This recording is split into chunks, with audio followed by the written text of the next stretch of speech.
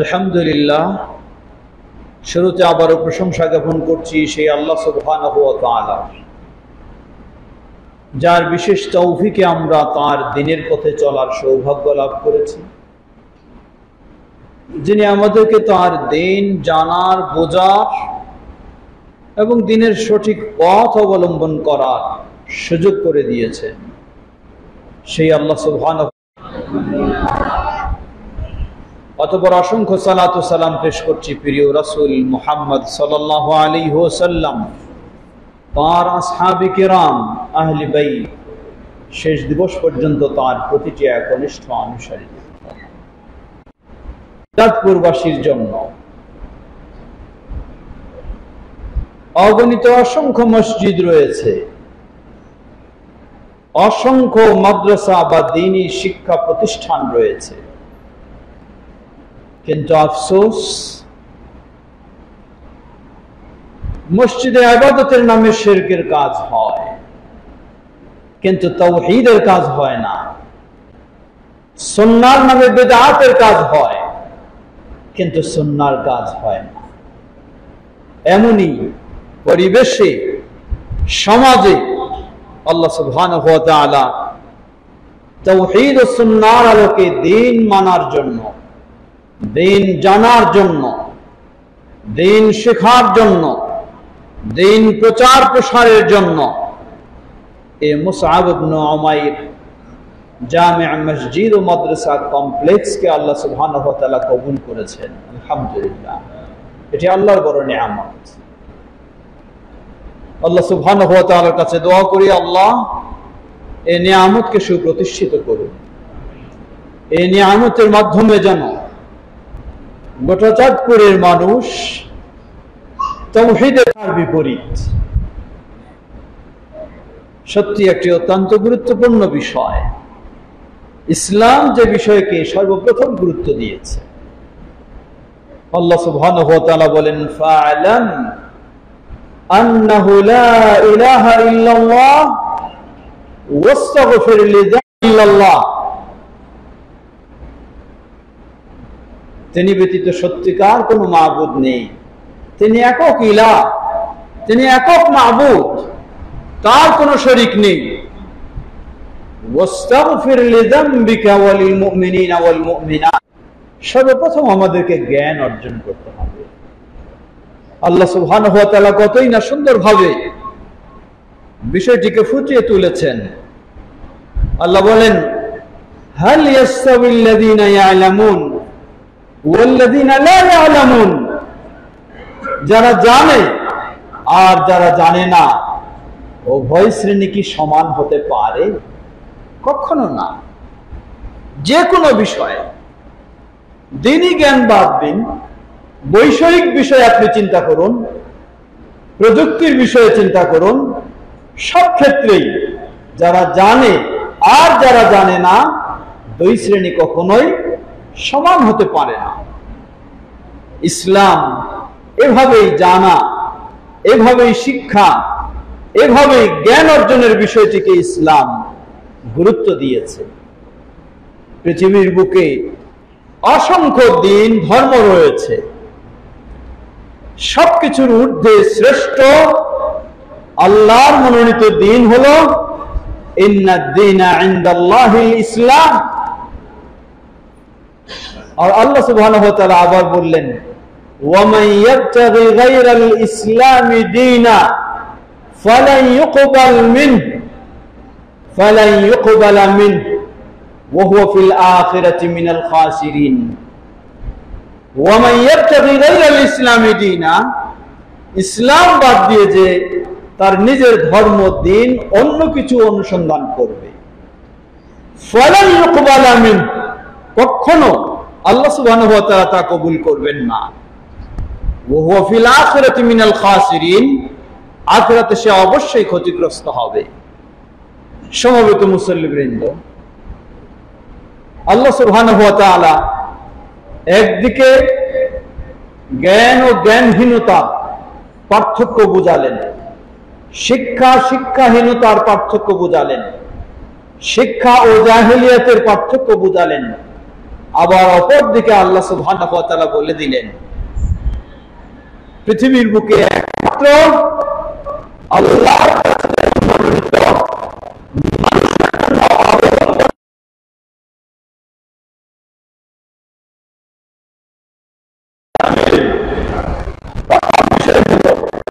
ইকরা বিসমি রাব্বিকাল্লাযী খালাক, সৃষ্টি করেছেন সেই তোমার সৃষ্টিকর্তা রব, তার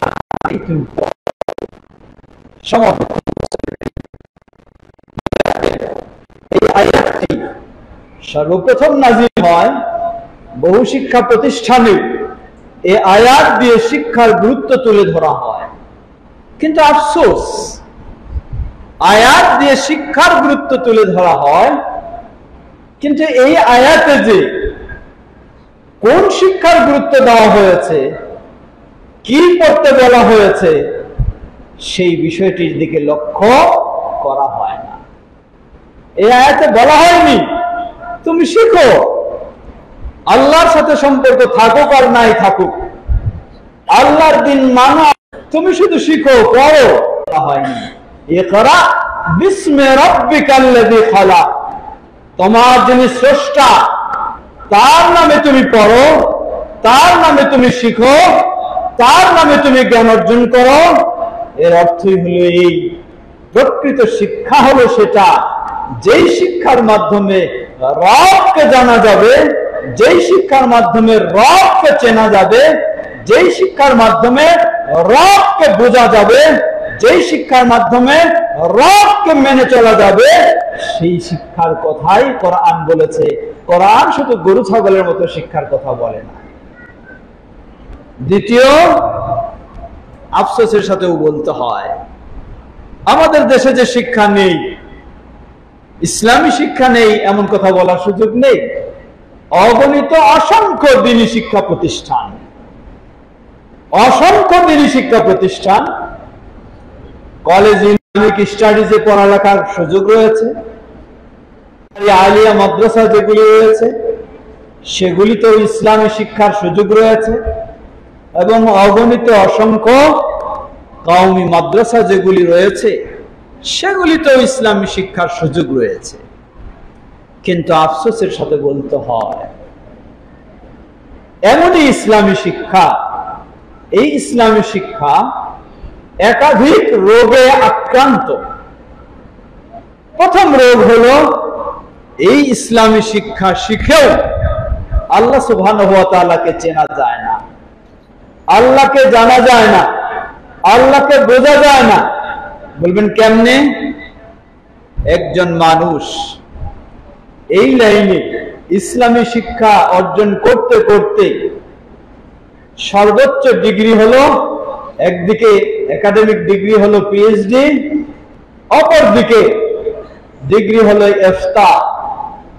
তিনি পিএইচডি অর্জন করছেন, মুফতিও হয়ে যাচ্ছেন।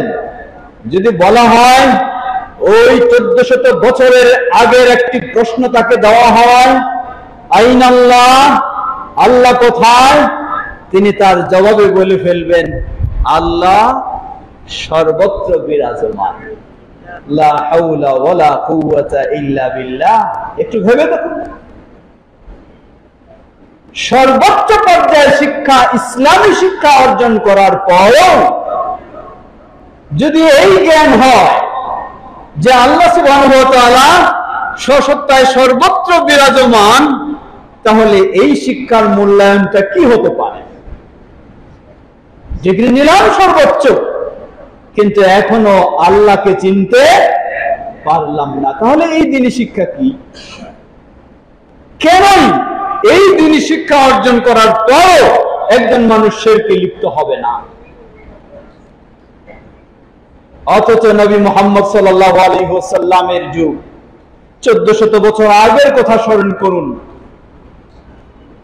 ঈমান যাচাই করার জন্য, ঈমানদার কিনা পরীক্ষা করার জন্য একজন অসহায় রাখাল মেয়ে, কাজের মেয়ে, যে পড়ার সুযোগ পায়নি, পিএইচডি তো দূরের কথা, ইফতা তো দূরের কথা, কোন শিক্ষা প্রতিষ্ঠানের আঙ্গিনাও যে পা রাখার সুযোগ পায়নি, এমন একজন শিক্ষা অবহেলিত মেয়ে, রাখাল মেয়ে, তাকে যখন নবী সাল্লাল্লাহু আলাইহি ওয়াসাল্লাম ঈমান পরীক্ষার জন্য জিজ্ঞাসা করলেন, আইন আল্লাহ, ও মেয়ে তুমি বলো আল্লাহ কোথায়? ওই অবহেলিত শিক্ষা বঞ্চিত রাখাল মেয়ে জবাব দিয়ে বসলো, আল্লাহু ফিস সামা, আল্লাহ ঊর্ধ্বে রয়েছেন। সুবহানাল্লাহ, সুবহানাল্লাহ। তাহলে শিক্ষার মূল্যায়নটা কোন পর্যায়ে পৌঁছে গেছে একটু নিজে ভাবুন। শিক্ষার অবস্থাটা কোন পর্যায়ে পৌঁছে গেছে। এজন্যই বলছিলাম, আমাদের দেশে একদিকে আমরা বলবো আজকে জাতীয় শিক্ষা কার্যক্রমে ইসলামী শিক্ষার পর্যায়ক্রমে হারিয়ে যাচ্ছে, নিশ্চিহ্ন হয়ে যাচ্ছে, আবার যা রয়েছে সেটাকে গোজামিল দিয়ে উপস্থাপন করা হচ্ছে। অপরদিকে বহু শিক্ষা প্রতিষ্ঠান থাকলেও সেখানে দ্বীন শিক্ষা দেওয়া হয়, ইসলামের উপর পিএইচডি অর্জন করা হয়, ইফতা ডিগ্রি পর্যন্ত নেওয়া হয়। কিন্তু এত কিছুর পরেও যদি জিজ্ঞাসা করা হয় আল্লাহর বিষয়, কারণ ঈমানের প্রথম রোকন হলো আমানতু বিল্লাহ ওয়া মালাইকাতিহি ওয়া কুতুবিহি ওয়া রুসুলিহি ওয়াল ইয়াউমিল আখির ওয়াল কদরি খাইরি ওয়া শাররি। ঈমানের প্রথম বিষয় হলো আল্লাহর প্রতি ঈমান। এত ডিগ্রি অর্জনের পরেও যদি আপনি তাকে প্রশ্ন করেন আল্লাহ কোথায়, তিনি উত্তর দিয়ে দেন এমন একটি গুরুত্বপূর্ণ উত্তর, যে উত্তরকে 1400 বছর পূর্বেই দাফন করেছেন। এমনকি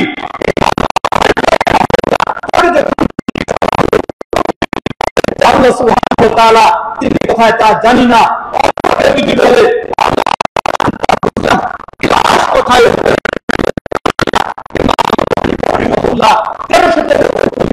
ওই বিষয়ে তিনি ফতোয়া জারি করলেন। তিনি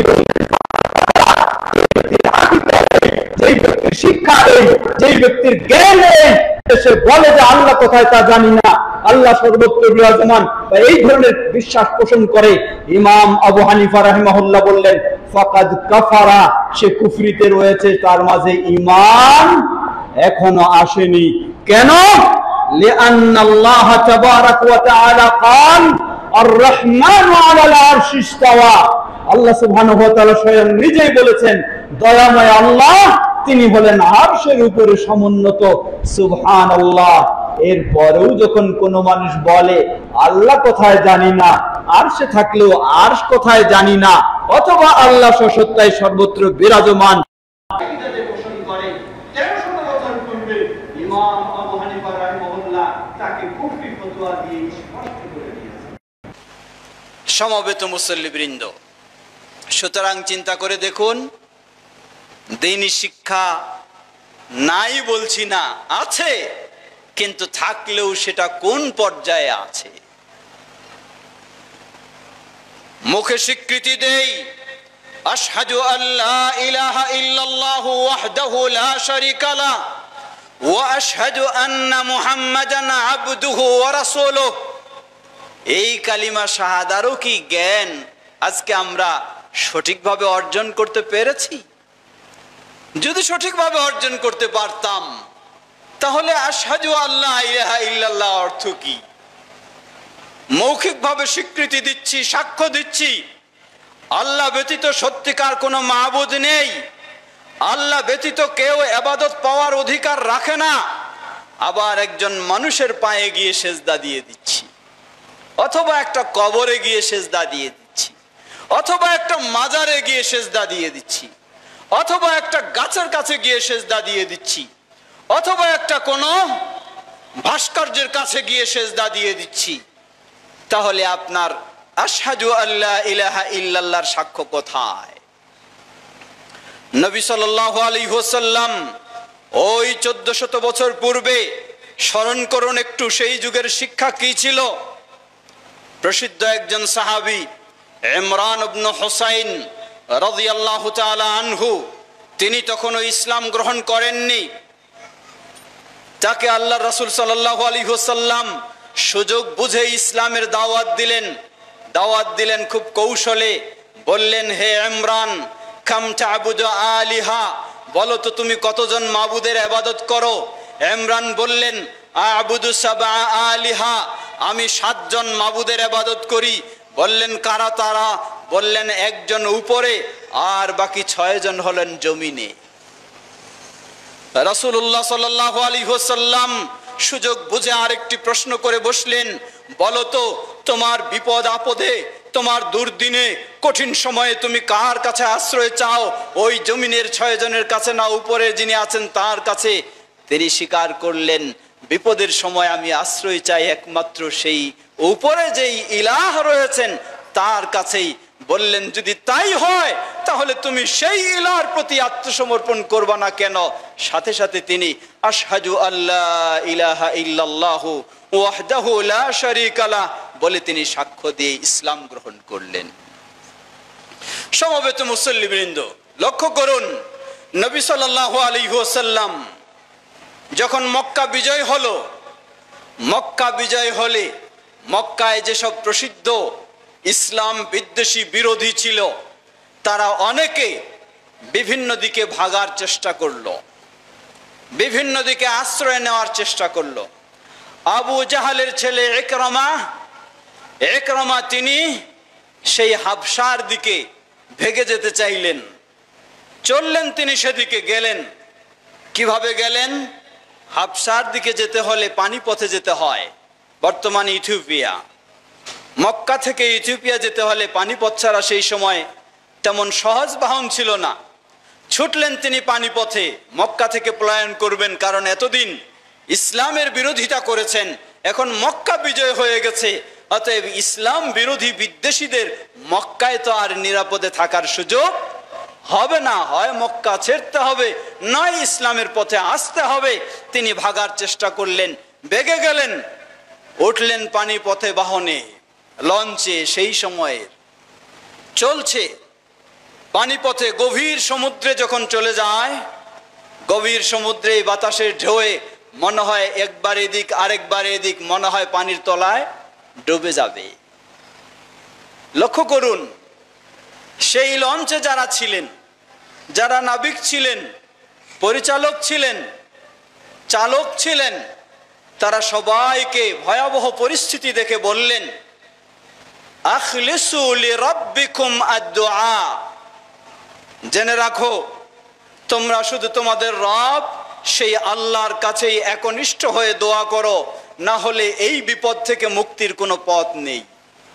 ফাইন্নাহু হুয়া ইউনজি হা হুনা, কারণ এই গভীর সমুদ্রের যে ভয়াবহ পরিস্থিতি, এই ভয়াবহ পরিস্থিতিতে সেই রবেই একমাত্র মুক্তি দিতে পারে, আর কেউ দিতে পারে না। ইকরামা আবু জাহালের ছেলে, তিনি ভাবলেন, তিনি একটু চিন্তা করলেন, বিষয়টা কি? এখানে যদি সেই রব ছাড়া আর কেউ মুক্তি দিতে না পারে, তিনি কসম খেয়ে বললেন, ওয়াল্লাহি ইন্নাহু কানা ইউনজি ফিল বাহরি লা ইউনজি গায়রুহু ফালা ইউনজি গায়রুহু ফিল বাররে। আল্লাহর কসম করে বলছি, এই মহাসমুদ্রের ভিতরে যদি সেই আল্লাহ ছাড়া আর কেউ মুক্তি দিতে না পারে, তাহলে ওই স্থলে গিয়েও সেই আল্লাহ ছাড়া তো আর কেউ মুক্তি দিতে পারে না। এই বলে তিনি আল্লাহর কাছে শপথ করলেন, বললেন, উলিল্লাহি আলাইয়া আহদুন, আল্লাহর কাছে আমি এই অঙ্গীকার করছি, যদি আমি এই বিপদ থেকে বাঁচতে পারি, বিপদ থেকে বের হতে পারি, তাহলে আল্লাহর কসম করে বলছি, আমি মুহাম্মাদের হাতে হাত রেখে তার দ্বীনকে আমি গ্রহণ করে নেব। আল্লাহু আকবার। এভাবেই তিনি ইসলাম গ্রহণ করলেন। কেন? কি কারণ?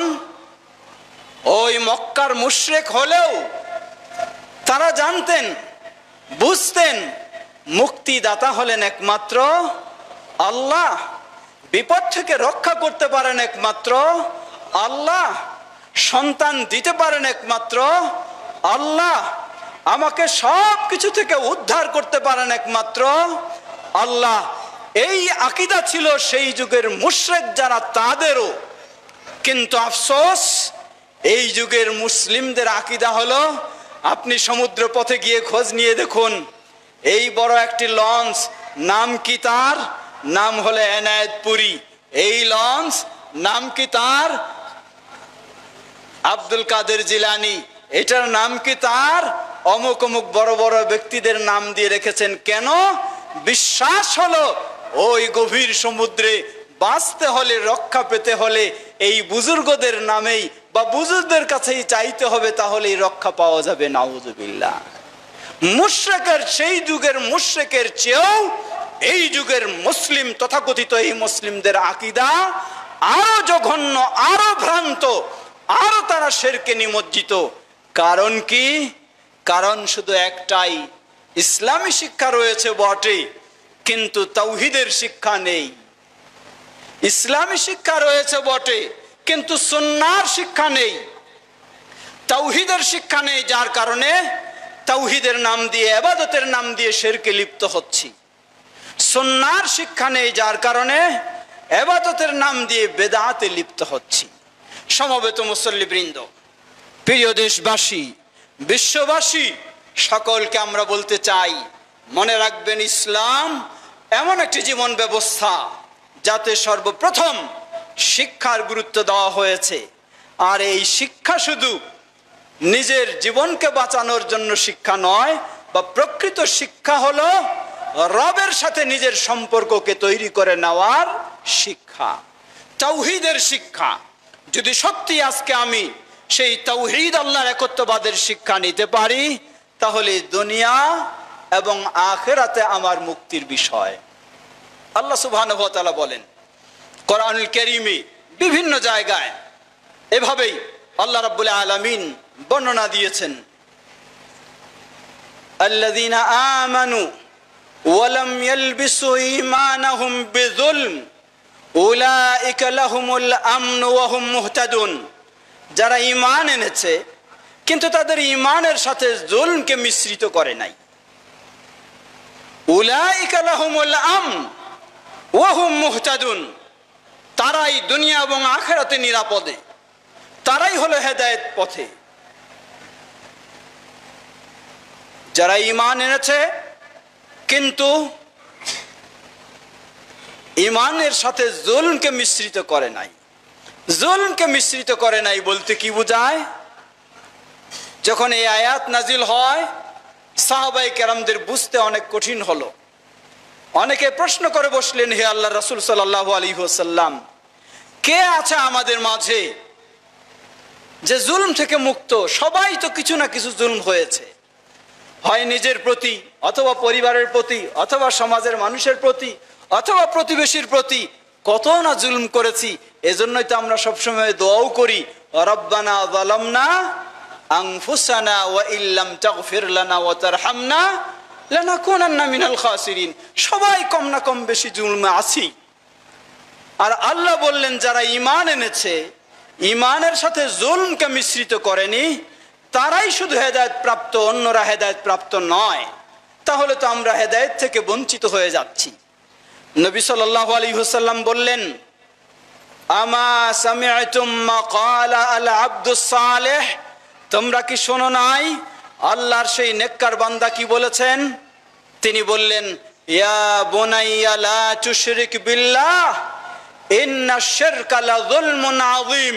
হে প্রিয় বৎস, কলিজার টুকরা, লা তুশরিক বিল্লাহ, তুমি কখনো আল্লাহর সাথে শিরকে লিপ্ত হইও না। ইন্নাশ শিরকা লাযুলমুন আযীম, কারণ পৃথিবীর বুকে মহা জুলম হলো শিরক। তাহলে আয়াতের অর্থ হলো, যারা ঈমান এনেছে কিন্তু ঈমানের সাথে জুলমকে মিশ্রিত করে নাই, অর্থাৎ ঈমানের সাথে শিরককে মিশ্রিত করে নাই, তারাই হলো হেদায়েত প্রাপ্ত। আজকে আফসোসের সাথে বলতে হয়, আমরা একদিকে ঈমানের দাবি করি, আবার আরেক দিকে শিরকের মধ্যে হাবুডুবু খেলি। এর কারণ কি? এর একটি বড় কারণ হলো, আজকে আমাদের মাঝে সঠিক ইসলামী শিক্ষা নেই। সঠিক ইসলামী শিক্ষা না থাকার কারণেই আমরা আজকে ইসলামের নাম দিয়েও, জ্ঞানের নাম দিয়েও, শিক্ষার নাম দিয়েও আজকে আমরা জাহেলিয়াতে বা অন্ধকারে আমরা আজকে নিমজ্জিত। প্রিয় ভাইরা আমার, এজন্য প্রথম বলবো, আমরা ইসলামের শিক্ষার গুরুত্ব অপরিসীম।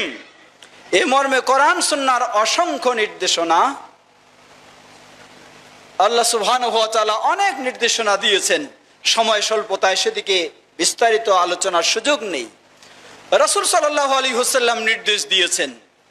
রাসূল সাল্লাল্লাহু আলাইহি ওয়াসাল্লাম বললেন, জেনে রাখো, মান ইউরিদিল্লাহু বিহি খায়রা ইউফাক্কিহুহু ফিদ্দিন। আল্লাহ সুবহানাহু ওয়া তাআলা যার কল্যাণ ইচ্ছা করেন তাকে দ্বীনের ব্যাপারে গভীর জ্ঞান দান করেন, দ্বীনের ব্যাপারে ফিকহ দান করেন, গভীর জ্ঞান ফিকহ দান করেন। ফিকহ কি জিনিস? আমাদের সমাজে আজকে আবার ফিকহ নিয়ে ঝগড়া। এক শ্রেণী বলে ফিকহ চর্চা করা যাবে না, আরেক শ্রেণী বলে ফিকহ ছাড়া দ্বীনেই চলবে না, ইসলামেই চলবে না। জবাব, আসলে অবশ্যই ফিকহের প্রয়োজন, কিন্তু ফিকহ দরকার সঠিক ফিকহ, যেই ফিকহের কথা আল্লাহ বলেছেন, যেই ফিকহের কথা রাসূল সাল্লাল্লাহু আলাইহি ওয়াসাল্লাম বলেন। আল্লাহ রাব্বুল আলামিন কি বলেন? আল্লাহ রাব্বুল আলামিন বলেন, ফালাউলা নাফারা লিকুল্লি ফিরকাতিন মিনহুম তায়েফা লিয়াতাফাক্কাহু ফিদ্দিন। কেননা তাদের প্রতিটি দল থেকে ছোট একটি দল বের হয়ে আসে যারা দ্বীনের ব্যাপারে ফিকহ অর্জন করবে, দ্বীনের ব্যাপারে গভীর জ্ঞান অর্জন করবে। সুম্মা লিয়ুনযিরু কওমাহুম, অতঃপর তারা তাদের জাতিকে সতর্ক করবে, ভীতি প্রদর্শন করবে। লাআল্লাহুম ইয়াহযারুন, আশা করা যায় তারা সতর্কবান হবে। তাহলে আল্লাহ দ্বীনের ব্যাপারে ফিকহ অর্জনের নির্দেশ দিলেন। আবার রাসূল সাল্লাল্লাহু আলাইহি ওয়াসাল্লাম বললেন, আল্লাহ যার কল্যাণ ইচ্ছা করেন তাকে আল্লাহ দ্বীনের ফিকহ দান করেন। অবশ্যই তাহলে ফিকহের প্রয়োজন রয়েছে, কিন্তু সমস্যা হলো আমরা ফিকহ এর ব্যবহারটা ভিন্নভাবে করছি। ফিকহ বলতে আমরা বুঝেছি কোরআন সুন্নাহর দলিলের কোনো প্রয়োজন নাই, শুধু আলেম ওলামারাই ইজতিহাদ করে গবেষণা করে ফতোয়া জারি করবে, এটার নাম হলো ফিকহ। না, এটি কখনো ইসলামী ফিকহ নয়। এই ফিকহের কথা আল্লাহ কোরআনেও বলেননি, এই ফিকহের কথা আল্লাহ রাসূল সাল্লাল্লাহু আলাইহি ওয়াসাল্লাম হাদিসেও বলেননি। তাহলে ফিকহ কি জিনিস? এজন্য ফিকহ বলা হয় আল ফিকহু হুয়া আল মারিফাতু, মারিফাতু আহকামি আশ-শরীআহ বিল আদিল্লা আত-তাফসিলিয়া। ইসলামী শরীয়তের পরিভাষায় ফিকহ হলো বা ইসলামী ফিকহ হলো শরীয়তের হুকুম আহকাম স্পষ্ট কোরআন সুন্নাহর দলিলের মাধ্যমে জানাটার নাম হলো ফিকহ। তাহলে এটি অবশ্যই প্রয়োজন। সমস্যাটা এই জায়গায় যে আমরা ফিকহ বলতে ভালো করে বুঝতে চাই না, মনে করি এটা কোরআন সুন্নাহর বাইরে। আরেক শ্রেণী বলে যে না, ফিকহ বলতে আলেম ওলামা গবেষণা করে যা খালি ফতোয়া ফরায়েজ দিয়ে যাবে সেটাই হলো ফিকহ, কোরআন হাদিসের দলিল থাকুক আর নাই থাকুক। সুতরাং অবশ্যই এই ফিকহের প্রয়োজন প্রিয় ভাইরা আমার। অতএব আমরা বলবো, প্রথম হলো ইসলাম এই জ্ঞান অর্জনের, এই শিক্ষা অর্জনের নির্দেশনা দিয়েছে। শুধু নির্দেশনা নয়, তলাবুল ইলমি ফরিদা আলা কুল্লি মুসলিম, যে হাদিসটি সহিভাবে প্রমাণিত, শেখ আলবানী রাহিমাহুল্লাহ সহিহ হিসাবে ঘোষণা দিয়েছেন, তলাবুল ইলমি ফরিদাতুন আলা কুল্লি মুসলিম, প্রতিটি মুসলিমের দ্বীনি জ্ঞান অর্জন করা ফরজ।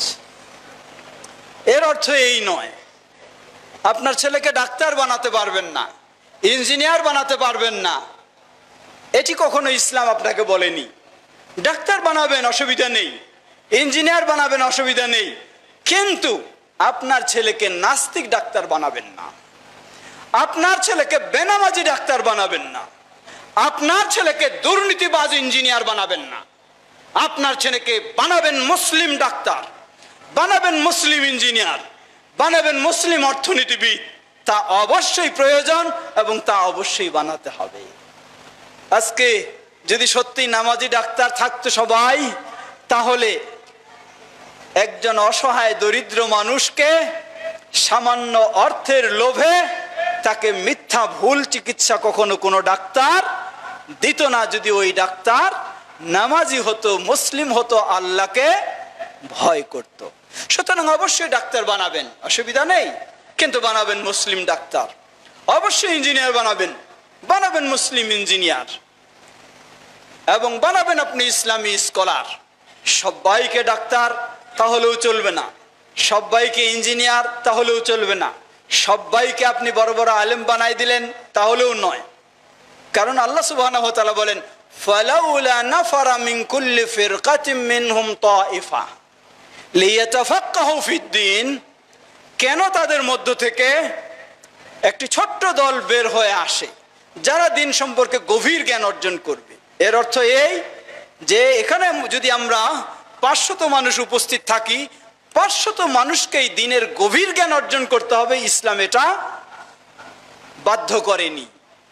500 মধ্যে কিছু সংখ্যক দিনের গভীর জ্ঞান অর্জন করবে, যারা বাকি সবাইকে সেই ক্ষেত্রে সঠিক নির্দেশনা দেবে। কারণ সমাজ এর ভারসাম্য ঠিক রাখতে হলে কাউকে যেমন আলেম হতে হবে, কাউকে তেমন ডাক্তার হতে হবে, কাউকে তেমন ইঞ্জিনিয়ার হতে হবে, কাউকে তেমন অর্থনীতিবিদ হতে হবে, কাউকে তেমন বিভিন্ন পেশায় পেশাজীবী হতে হবে, তাহলেই সমাজে ভারসাম্য ঠিক থাকবে। ইসলাম সেই নির্দেশে দিয়েছে। কিন্তু মনে রাখতে হবে, আপনি হতে পারেন ডাক্তার, হতে পারেন ইঞ্জিনিয়ার, হতে পারেন অর্থনীতিবিদ, সেই দিকে আপনি যতই বড় হন না কেন, মৌলিক যে জ্ঞান দরকার ইসলামের, আল্লাহকে চেনার জন্য, আল্লাহকে জানার জন্য, ন্যায় অন্যায় পার্থক্য করার জন্য, আখিরাতের ভয় নিয়ে আসার জন্য, এমন মৌলিক জ্ঞান প্রতিটি মুসলিম নর নারীর জন্য অপরিহার্য। না হলে সে তার ঈমানকে ঠিক রাখতে পারবে না। আল্লাহ আমাদের সকলকে সেই ধরনের জ্ঞান অর্জন করে যেন আমরা ঈমানের পথে, তাওহীদের পথে, সুন্নাহর পথে অটল থাকতে পারি। আল্লাহ আমাদের সকলকে সে তৌফিক দান করুন। বিশেষ করে আপনি হয়তো বলবেন, আমার তো বয়স অনেক হয়ে গেছে, আজকের বক্তব্য শুনে আমার অনেক আগ্রহ জাগছে, কিন্তু আমার তো সুযোগ নেই। কোনো সন্দেহ নেই, ইসলামে শুধু কম বয়স থাকলেই গভীর জ্ঞান অর্জন করা যায় আর বড় হলে যাবে না, এমন কথা নয়। ইমাম আল বুখারী রাহিমাহুল্লাহ সহিহুল বুখারীতে তিনি বলছেন, ওয়াকানা আসহাবুন নবী সাল্লাল্লাহু আলাইহি ওয়াসাল্লাম তাআল্লামু ফি কিবারি সিন্নিহিম। নবী সাল্লাল্লাহু আলাইহি ওয়াসাল্লামের সাহাবায়ে কেরামদের অবস্থা লক্ষ্য করুন। আজকে যেমন কেউ রয়েছেন এখানে 10 বছরের বাচ্চা, কেউ রয়েছেন এখানে 70 বছরের বৃদ্ধ। একইভাবে রাসূল সাল্লাল্লাহু আলাইহি ওয়াসাল্লাম যখন ইসলামের দাওয়াত দিলেন, সেই সময়ও কেউ 10 বছরের বাচ্চা হিসাবে ইসলাম গ্রহণ করেছে, কেউ 70 বছরের বৃদ্ধ হিসাবেও ইসলাম গ্রহণ করেছে, কেউ 40 বছরের যুবক হিসাবেও বা 30 বছরের যুবক হিসাবেও ইসলাম গ্রহণ করেছে। কিন্তু কোন সাহাবী বলেননি, আমি বৃদ্ধ হয়ে গেছি, আমার তো আর দিন শিখার সুযোগ নেই। তারা ওই বয়সেই দিন শিখেছেন। এজন্য ইমাম বুখারী বলছেন, নবী সাল্লাল্লাহু আলাইহি ওয়াসাল্লামের সাহাবায়ে কেরাম প্রাথমিক পর্যায়ে যারা ইসলাম গ্রহণ করেছেন, অনেকেই তারা বয়স হয়েও ইসলাম শিখেছেন। আপনার সুযোগ রয়েছে। বিশেষ করে এখন তো আলহামদুলিল্লাহ ইসলাম শিখা ঘরে বসেও আপনি শিখতে পারেন, ঘরে বসেও অনলাইনে আপনি ইসলাম শিখতে পারেন। তবে অনলাইনে ইসলাম শিখার ক্ষেত্রে আমরা আরেকটু সতর্ক করে দিতে চাই। সেটি হলো, মনে রাখবেন একটা প্রবাদ রয়েছে, আল হাক্কু মুররুন, অর্থাৎ সঠিক কথা মিঠা লাগে না তিতা লাগে? তিতা লাগে। হক কথা তিতা লাগে। এর অর্থ হলো এই, গজামিল কথাগুলি আপনার কাছে খুব আকর্ষণীয় করে তোলা হবে, যেগুলি জাল, ভিত্তিহীন। আর যেগুলি সঠিক, সেটা হয়তো শুনতে আপনার কাছে একটু ভারী লাগবে, কঠিন লাগবে। তাই ঘরে বসে যখন আপনি মোবাইলে অনলাইনে বিভিন্ন জনের বক্তব্য শুনছেন, শুনতে শুনতে দেখতেছেন এই লোকটা কত সুন্দর সুর দিয়ে বলে, কত সুন্দর উপমা দিয়ে বলে, কত আকর্ষণীয় করে বলছে, তার দিকে আপনি আকৃষ্ট হয়ে যাবেন, এটাই স্বাভাবিক। কিন্তু মনে রাখবেন, কথা খুব মজা লাগলেই সেটাই হক, সেটাই সঠিক, এমনটা নয়। আর কথাটা একটু কঠিন লাগলে সেটাই দূরে থাকবো, সেটা থেকে তা হতে পারে না। বরং গজামিলটাই কি হয়, আপনার সামনে চাকচিক্য করে উপস্থাপন করা হয়। এজন্য ইমাম সুফিয়ান সাউরি রাহিমাহুল্লাহ তিনি বলছেন, জেনে রাখো, ইন্নাল বিদআহ আহাব্বু ইলা ইবলিস মিনাল মাসিয়া। ইবলিসের কাছে চুরি করা, মদ খাওয়া, এই ধরনের প্রকাশ্য গুনাহের কাজগুলি ইবলিসের কাছে যত প্রিয়, তার চেয়ে ইবলিসের কাছে বেশি প্রিয় হলো বেদাতের কাজগুলি। কেন? কারণ একজন মানুষকে, যার ভিতরে সামান্য ইসলামের প্রতি আন্তরিকতা রয়েছে, ইসলাম প্রিয়, তাকে যদি আমি মদ খাওয়ার কথা বলি, তাকে যদি চুরি করার কথা বলি, অশ্লীলতার কথা বলি, তাকে আমি কি করতে পারবো না? পথভ্রষ্ট করতে পারবো না। কারণ তো তার আল্লাহর ভয় আছে, ইসলাম সে বুঝে। কিন্তু এই ইসলাম প্রিয় ব্যক্তির কাছে যদি বলি, এইভাবে 2 রাকাত সালাত আদায় করলে 70 গুণ সওয়াব পাওয়া যাবে, তাহলে এই তো সওয়াবের পাগল। হ্যাঁ, সওয়াব প্রিয়, সে খুব সহজে কি করবে? জিনিসটা গ্রহণ করবে। যেমন কি, পাগড়ি মাথায় বেঁধে 2 রাকাত সালাত আদায় করলে কত গুণ? 70 গুণ সওয়াব বেশি পাওয়া যায়। খুব সহজে এটা নেবে। অথচ এটা কি? এটি হলো বাতিল, এটি বেদা, কারণ এর ভিত্তি নেই ইসলামে। এই জন্যই ইবলিসের কাছে এটা হলো সবচেয়ে বেশি প্রিয়। এটার মাধ্যমে ইবলিস মানুষকে পথভ্রষ্ট করতে পারে। দ্বিতীয় পথভ্রষ্টের দিক হলো, এক হলো দিনদার হওয়ার কারণে সে গুনাহের দিকে যাবে না। দ্বিতীয় হলো দিনদার হওয়ার কারণে সওয়াবের যেখানে বর্ণনা বেশি সেদিকে ধাবিত হবে। অপর দিকটা হলো, একজন মানুষকে যদি, কোনো মুসলিমকে যদি ইবলিস প্ররোচনা দিয়ে প্রকাশ্য গুনাহের কাজে লিপ্তও করে ফেলে, আপনাকে চুরির কাজে লিপ্ত করলো, আপনাকে মিথ্যার কাজে লিপ্ত করলো, আপনি লিপ্ত হয়ে গেছেন ইবলিসের প্ররোচনায়, কিন্তু কিছুক্ষণ পর বা কিছুদিন পর আপনি ভাবছেন যে এটা তো প্রকাশ্য ইসলামে নিষিদ্ধ, আমি কিভাবে এই কাজ করতে পারি? আপনার ভিতরে তওবা করার একটা অনুভূতি জাগবে, আপনি তওবা করার চেষ্টা করবেন। অপর পক্ষে আপনি যখন আকর্ষণীয় একটি বেদাতি ইবাদতে লিপ্ত হবেন, কোনোদিন মৃত্যু পর্যন্ত আপনি চিন্তা করবেন না আমার তওবা করা দরকার। কারণ আপনার ভিতরে তো বিশ্বাস তৈরি হয়ে গেছে, আমি কিসের কাজ করতেছি? সওয়াবেরই কাজ করতেছি, আমার তো আর তওবার কোনো প্রয়োজন নাই, আমি তো সওয়াবই করতেছি। আপনি এভাবেই মৃত্যু পর্যন্ত ওই সওয়াবের আশায় বেদাতে লিপ্ত হয়ে থাকবেন, ইবলিস আপনার কাছে সফল। কারণ নবী সাল্লাল্লাহু আলাইহি ওয়াসাল্লাম এই মেম্বারে দাঁড়িয়ে ঘোষণা দিয়েছেন, জেনে রাখো, আম্মা বাদ ফাইন্না খায়রাল হাদিসি কিতাবুল্লাহ ওয়া খায়রাল হাদি হাদি মুহাম্মাদিন সাল্লাল্লাহু আলাইহি ওয়াসাল্লাম ওয়া শাররাল উমুরি মুহদাসাতুহা ওয়া কুল্লু মুহদাসাতিন বিদআহ। ইসলামের নামে নতুন নতুন আবিষ্কার যা, সবগুলি বিদআত।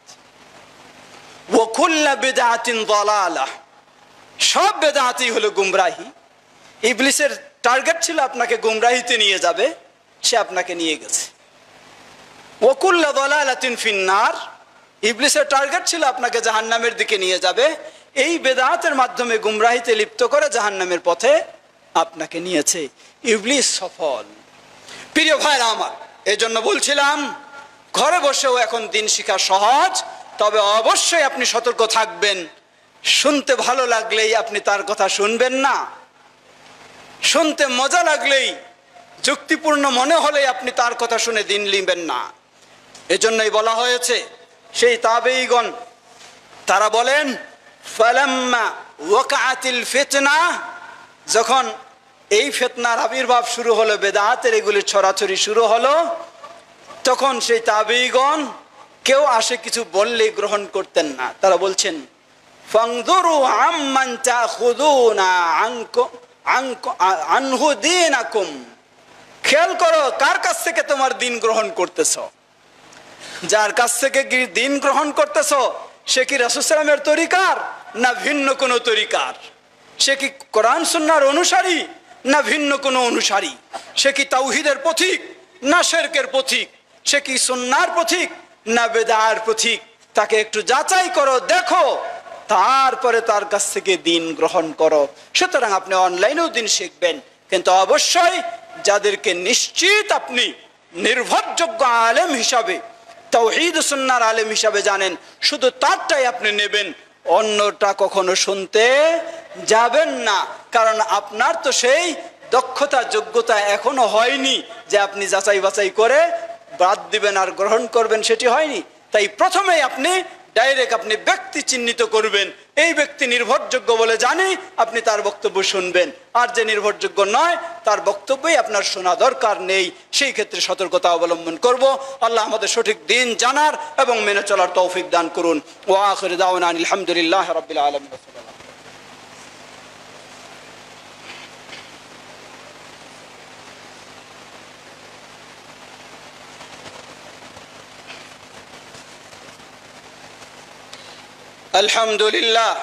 আলহামদুলিল্লাহ রাব্বিল আলামিন ওয়াসসালাতু ওয়াসসালামু আলা আবদিল্লাহি ওয়া রাসূলিহি নবিয়িনা মুহাম্মদ ওয়া আলা আলিহি ওয়া সাহবিহি আজমাইন, আম্মা বা'দ। সমবেত মুসল্লিবৃন্দ, প্রসঙ্গক্রমে স্মরণ করে দেই ছোট্ট করে, আমাদের সেই ঢাকা বাইপাইলে বাংলাদেশ জামিয়াত আহলে হাদিসের সেই বিশাল ক্যাম্পাসে গড়ে উঠেছে একাধিক শিক্ষা প্রতিষ্ঠান। তার মাঝে সদ্য সরকারিভাবে অনুমতি লাভ করেছি আমরা international Islami university of science and technology. সেই ইউনিভার্সিটির ট্রাস্টি বোর্ডের সেক্রেটারি হিসাবে আমি আপনাদেরকেও দাওয়াত জানাচ্ছি। সেখানে আলহামদুলিল্লাহ যারা এইচএসসি অথবা আলিম পাশ করেছে তাদের জন্য আল কোরআন অ্যান্ড ইসলামিক স্টাডিজ অনার্স এবং computer science engineering honours, Tripoli engineering honours, BBA honours এবং আল কোরআনে ও বিবিএতে মাস্টার্স, এই প্রোগ্রামগুলিতে সেখানে ভর্তি কার্যক্রম চলছে, যেখানে সুন্দর শিক্ষার পরিবেশ, তাওহীদ ও সুন্নাহর সাধ্যপক্ষে সেই সুন্দর পরিবেশে আমাদের সন্তানদেরকে সেখানেও আপনারা চেষ্টা করবেন, যারা ঢাকার দিকে থাকে অথবা এদিকেও রয়েছে তাদের সেখানে পড়ালেখার জন্য ব্যবস্থা রয়েছে। একই সাথে স্মরণ করে দিতে চাই, আমরা যে মসজিদে আজকে সমবেত হয়েছি মুসআব ইবনে উমাইর রাদিয়াল্লাহু তাআলা আনহু জামে মসজিদ ও মাদ্রাসা কমপ্লেক্স, এখানেও গড়ে উঠেছে একদিক থেকে তাওহীদ ও সুন্নাহর মসজিদ, অপর দিক থেকে গড়ে উঠেছে সেই তাওহীদ ও সুন্নাহর শিক্ষা দেওয়ার একটি সুন্দর মাদ্রাসা। আলহামদুলিল্লাহ, সেখানেও আপনি দূরে পাচ্ছেন না, আপনার ছোট বাচ্চাদেরকে এখানেই আপনি পড়ানোর ব্যবস্থা নেবেন। বিশেষ করে আমরা বলবো, যতটুকু জানি বাংলাদেশ জামিয়াত আহলে হাদিস গোটা বাংলাদেশে এইভাবে যেগুলি এই জাতীয় মাদ্রাসা রয়েছে, যাতে সঠিক সিলেবাসে সুন্দর পাঠ্যক্রমে মদিনা বিশ্ববিদ্যালয়ের কারিকুলামের আলোকে শিক্ষার সুযোগ হয়, এই আলোকে একটি বোর্ড গঠন করেছে বাংলাদেশ আহলে হাদিস তালিমি বোর্ড। সেই বোর্ডের অধীনে প্রায় 850 মাদ্রাসা রয়েছে। সেগুলির মধ্যে আমরা বলবো, যতটুকু জানি মুসআব ইবনে উমাইর যে মাদ্রাসা রয়েছে সেটিও সেই সিলেবাসের আলোকে, নির্ভেজাল সুন্দর সিলেবাসের আলোকে পাঠদানের এখানে পাঠ্যক্রম ব্যবস্থা রয়েছে। তাই সেই প্রতিষ্ঠানে একদিকে বাচ্চাদেরকে শিক্ষা দেব, সেই ব্যবস্থা নেব, অপরদিকে এ প্রতিষ্ঠান মানেই হলো আমাদের প্রতিষ্ঠান, যার পক্ষে যেভাবে সম্ভব আমরা অবশ্যই এই প্রতিষ্ঠানগুলিকে সুপ্রতিষ্ঠিত করার জন্য সার্বিক সহযোগিতায় এগিয়ে আসব। আল্লাহ আমাদের সকলকে সে তৌফিক দান করুন। সমবেত মুসল্লিবৃন্দ, খুতবার সময় প্রায় শেষের দিকে আমি যদিও সভাপতি সাহেবকে বলেছি যে আপনারা 12:15 থেকে 1:00 পর্যন্ত যে খুতবা হয়, আসলে এত দীর্ঘ খুতবা হওয়া সুন্নাহসম্মত নয়। সুন্নাহসম্মত হলো খুতবা সংক্ষিপ্ত হবে। আমাকে দাঁড়ায় দিয়েছেন, আরো কাউকে দাঁড়ায় দিয়েছেন, 1 ঘন্টা কেন 2 ঘন্টাও আমরা বলতে থাকবো, চলতে থাকবে, কিন্তু এটি সুন্নাহ সম্মত নয়। আল্লাহ রাসূল সাল্লাল্লাহু আলাইহি ওয়াসাল্লাম বলেন, সহিহ মুসলিমের হাদিস, একজন ব্যক্তির বিজ্ঞতার পরিচয় হলো সালাত হবে দীর্ঘ, খুতবা হবে সংক্ষিপ্ত। সালাত হবে দীর্ঘ, খুতবা হবে সংক্ষিপ্ত। হয়তো কেউ বলবেন যে আমরা বড় বড় আলেমদেরকে তো সবসময় পাই নাই, জুমার খুতবায় পাই, তাই লম্বা একটু বক্তব্য শুনতে চাই। আপনি চাইবেন সুন্নাহ সঠিক, আবার বলবেন যে পাই না, তাই আপনি পেয়েছেন, অসুবিধা নাই। সালাতের পরে আবার আপনি লম্বা আলোচনা শুনেন, অসুবিধা নাই।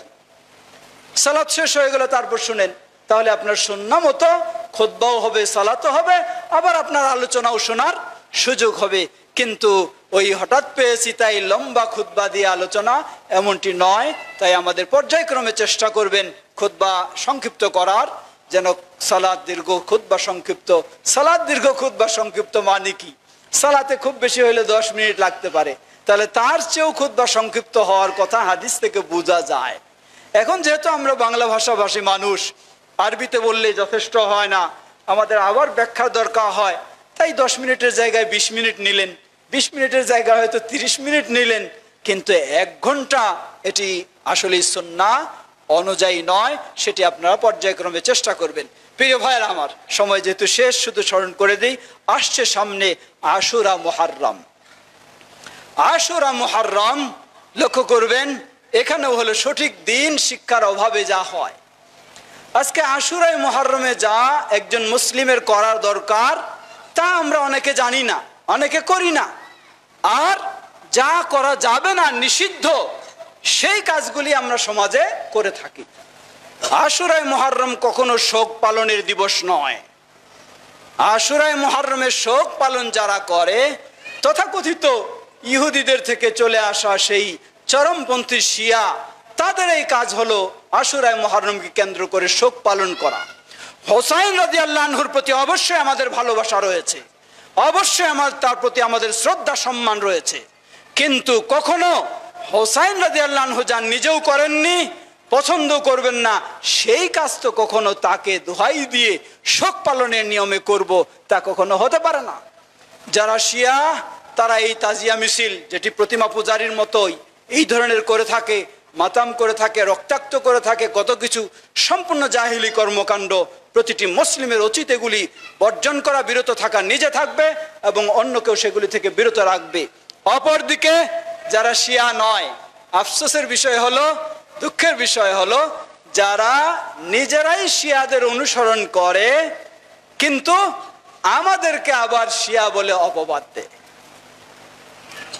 মুসাব ইবনে উমাইর রাদিয়াল্লাহু আনহু এই জামে মসজিদ মাদ্রাসা কমপ্লেক্স, আশপাশের মানুষেরা দেখবেন যারা বিদ্বেষী, এটাকে মেনে নিতে পারে না, পছন্দ করে না, অনেক সময় পরিচয় দেয় কি, ও শিয়া মসজিদ, পরিচয় দেয় কি, ও কাদিয়ানি মসজিদ, এই বলে অপবাদমূলক পরিচয় দেয়।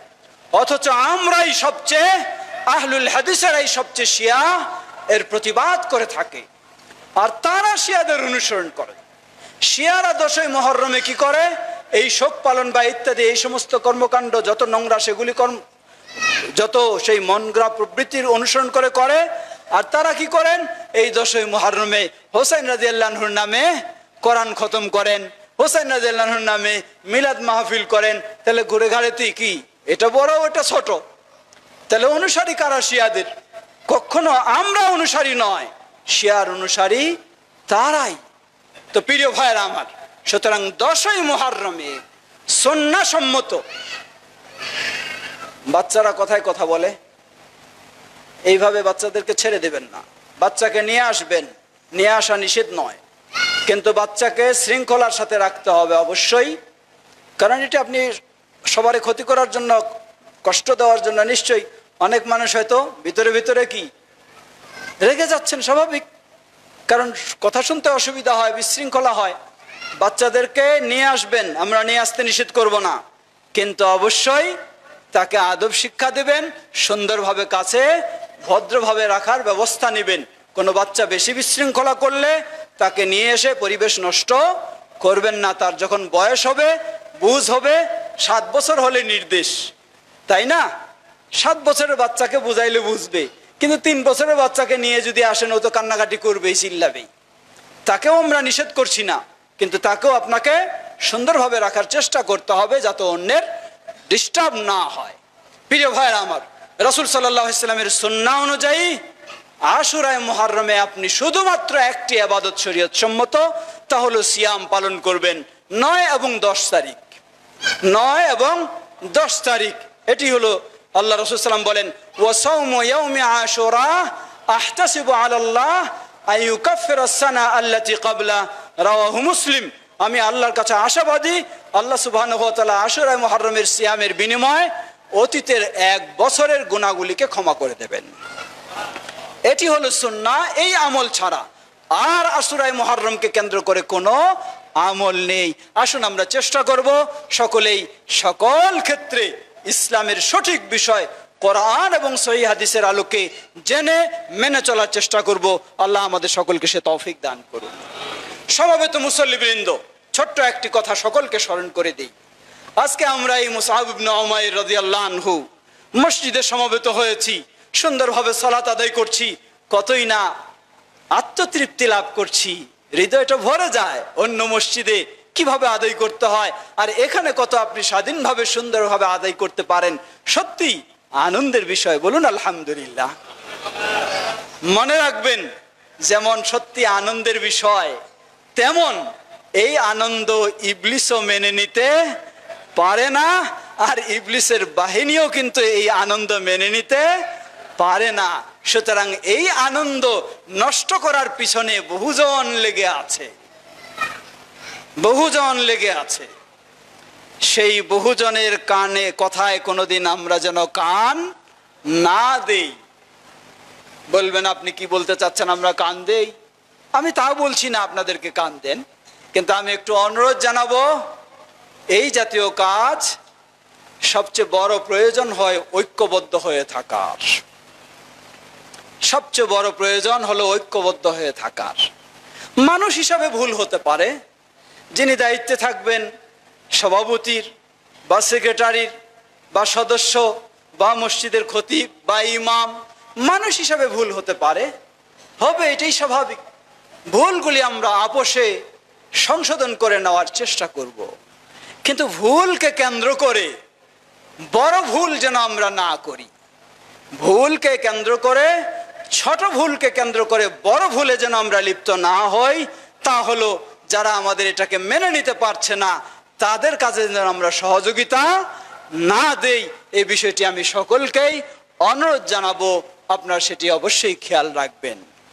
মুসআব ইবনে উমাইর রাদিয়াল্লাহু তাআলা আনহু এই জায়গা কিনা, এখানে এইভাবে প্রতিষ্ঠিত হওয়া বহু ত্যাগের প্রয়োজন হয়েছে।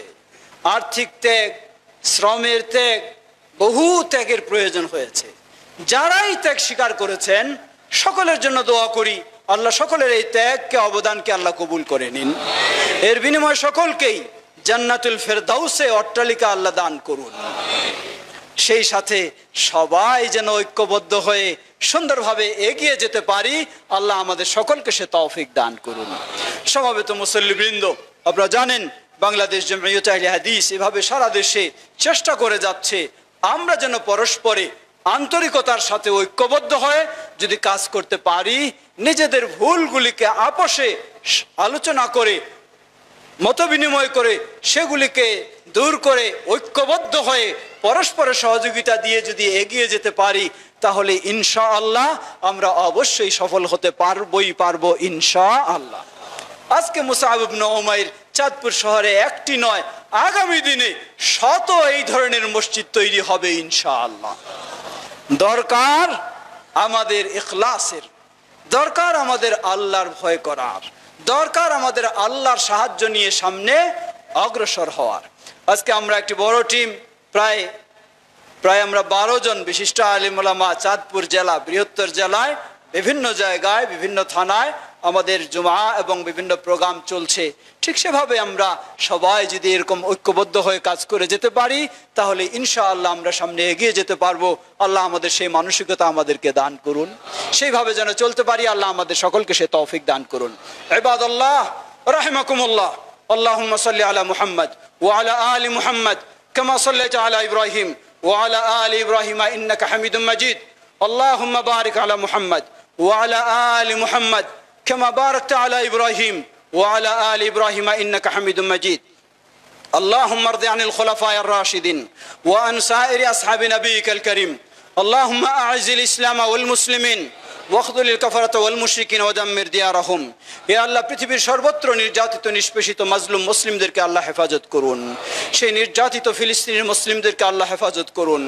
আল্লাহ তাদেরকে ঈমানের উপর থাকার তৌফিক দান করুন। সেই জালেম, ঘাতক, সন্ত্রাসী ইহুদিদেরকে আল্লাহ তাদের ষড়যন্ত্রে তাদেরকে ধ্বংস করে দিন। মুসলিম উম্মাহকে তাদের সাহায্যে এগিয়ে আসার তৌফিক দান করুন। আমরা যেন কিতাব ও সুন্নাহর আলোকে মুসলিম উম্মাহ ইসলামের উপর প্রতিষ্ঠিত থাকতে পারে আল্লাহ সেই তৌফিক আমাদেরকে দান করুন। আমাদের মাঝে উপস্থিত অনুপস্থিত অনেকে অসুস্থ রয়েছেন। আমার বাবা একজন অতি বৃদ্ধ মানুষ, খুবই দীর্ঘদিন অসুস্থ। এই ধরনের যারা অসুস্থ রয়েছেন আল্লাহ সকলকে পরিপূর্ণ সুস্থতা দান করুন। যারা বিদায় নিয়ে চলে গেছেন প্রিয়জন, বাবা মা ভাই বোন, আল্লাহ তাদের ভুল ত্রুটি ক্ষমা করে জান্নাতুল ফেরদাউস নসিব করুন। আমরা যেন গোটা জীবন তাওহীদ ও সুন্নাহর উপর প্রতিষ্ঠিত থেকে ঈমানের সাথে আমাদের বিদায় হয়, আল্লাহ আমাদের জন্য সেটি কবুল করে নিন। আমাদের স্নেহের সন্তানদেরকে যেন কোরআন সুন্নাহর আলোকে গড়ে তুলতে পারি, আল্লাহ সে তৌফিক দান করুন। আমাদের এই প্রিয় প্রতিষ্ঠান মুসাব ইবনে উমাইর রাদিয়াল্লাহু আনহু মসজিদ ও মাদ্রাসা কমপ্লেক্সকে যেন আমরা এগিয়ে নিতে পারি, আল্লাহ সকলকে সে তৌফিক দান করুন। সুবহানাকাল্লাহুম্মা ওয়া বিহামদিকা আশহাদু আল্লা ইলাহা ইল্লা আনতা আস্তাগফিরুকা ওয়া আতুবু ইলাইক। কাতার সোজা করে নিন।